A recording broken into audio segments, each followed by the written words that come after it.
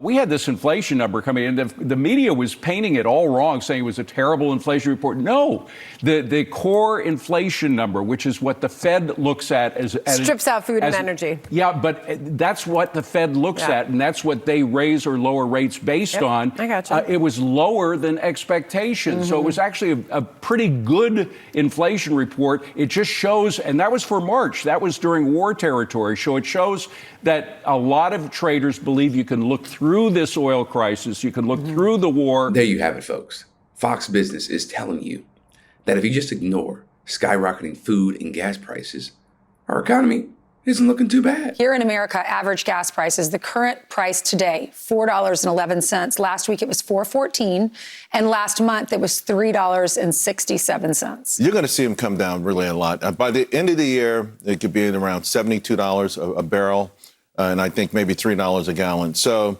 this thing wraps up within the next 2 or 3 weeks. I think this will be a flash, cost spike that was worth it, because we're going to get something I call the peace dividend. That's going to be a multi-decade, great Pax Americana for all of the world.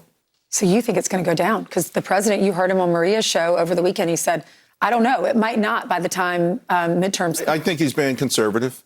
Again, if this wraps up in a couple of weeks, I'm saying oil prices will be around $73 at the end of the year, and gasoline $3.10. And here's fellow Fox Business host Charles Payne saying the same thing, just with different framing. There are so many moving parts here. This is why I keep telling you, just guys, I'm putting my neck out there by supporting this. I realize that, and I'm in. I'm not BSing you. Just please hold out a little bit longer. As somebody who went to war and saw some of these things, you got to finish the job. We're in it. And if we ditch the mission now, it's going to be way worse long term. But on the flip side, Trump's got to do this stuff now. He's got to move. Realistically, in the next week or two, he's got to do something dramatic that changes the course of this. Bomb him to hell or do a peace deal. I don't really care. Either one. Okay, I like the bomb him to hell thing, because it's realistically going to take 3 to 4 months for stuff to come all the way back down to normalize, and people are already taking on debt. Even Trump's main propaganda outlet nowadays, Newsmax, is begging viewers not to pay attention to their pockets and trust the process of the administration and the Republican Party. How long do you think Americans will be willing to pay the higher energy costs while we are confronting Iran? I think back to my grandparents and their generation that served in World War II. Could you imagine, trying to tell the president, look, you only got so many days to defeat Hitler or defeat Japan. We have to do it till we get the outcome that we want. I hope it's weeks and not months. But at the end of the day, Americans are going to be safer. And the good news is we're the leading producer of oil in the world. We're exporting more than we're importing. We're not standing in lines. That overall wages have been growing faster than inflation under this president.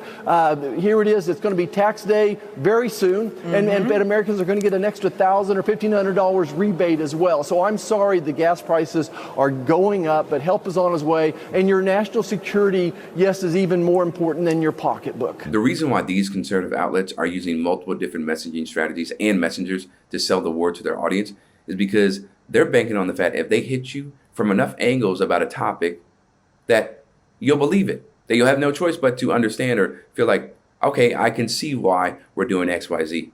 I understand the justification and how, it sucks right now for us, but in the long term, it's going to benefit us, even though that ain't true. Okay, there was no reason to start the war.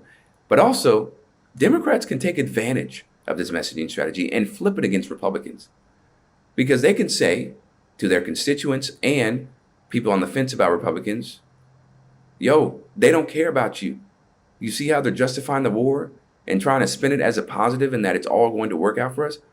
We're not on that type of time, okay? We actually care about improving your lives and making your life easier, so you don't have to worry about being stressed, or you don't have to worry about paying rent on time. You don't have to worry about affording gas or groceries, because we have your back and we're in it for the American people. That's what they can do. Will they do it though? At a broad level, at a really large level? I don't know, because sometimes Democrats, some of them, they be in it for themselves as well. They're not in it for us. As a result of the big, beautiful bill, tax returns are up about 11% compared to the previous year. That's a significant jump, but everyone's just having to spend it on gasoline. In other words, consumers are not able to actually purchase more stuff. They're not able to save and invest at all because these bigger refunds are just going to things like higher fuel bills. So this war really has been an absolute curveball to the economy. I think it stands, unfortunately, to upend the president's economic agenda. The point is that low gas prices were necessary but not sufficient for the economic turnaround that I think the president was setting us up for. It was one of the big cornerstones. And if you pull that away, right, the whole building starts to come down. It's not as if everything else has gone wrong. It's not as if the president hasn't made a lot of great progress in other areas. But again, these high energy prices that we're seeing today are doing a tremendous amount of damage and are going to continue doing a tremendous amount of damage as long as the war goes on. Yes, we have an oil crisis today, and it's very easy for people to see that because the price at the pump has gone up so dramatically. But we also have a fertilizer crisis today that consumers are not very, they're just not aware of it, frankly, because it hasn't hit their pocketbooks yet. But it is hitting farmers right now, and it is going to push up food prices in the autumn. And that's when people are really going to feel the fertilizer crisis that, at that point, it will have begun many months before. Hearing something like this from Antony, a MAGA loyalist, former BLS nominee, and Heritage Foundation stooge, is so noteworthy because when you think about somebody who has all these connections and affiliations with Trump and part of this cult, you would think he would spin everything in Trump's favor, no matter how bad the actions are. But instead, he's actually spreading the truth. And he's giving an informed, educated opinion about how the economy is hurting us and how it's related to the war that Trump has started. He's the one who started this, okay? The Trump administration. So that's why it kind of stands out, because you're not expecting to see that, where you actually, criticize and you poke holes in Trump's actions and his policies, right? And how he goes about his business. Now, the other thing is, oligarchs and the ultra wealthy people, they will not feel anywhere near the same economic impact as regular everyday Americans will.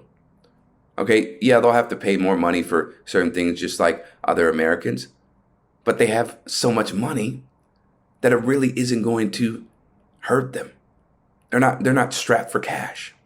Okay, they've got an abundance of money, an absurd amount of money, let's put it that way. So they may have to pay more for certain things, but it's nowhere near to the level of everyday Americans who are just scraping by to pay rent and put food on the table for their family. For Rebel HQ, I'm Chris Williamson. We'll see you next time.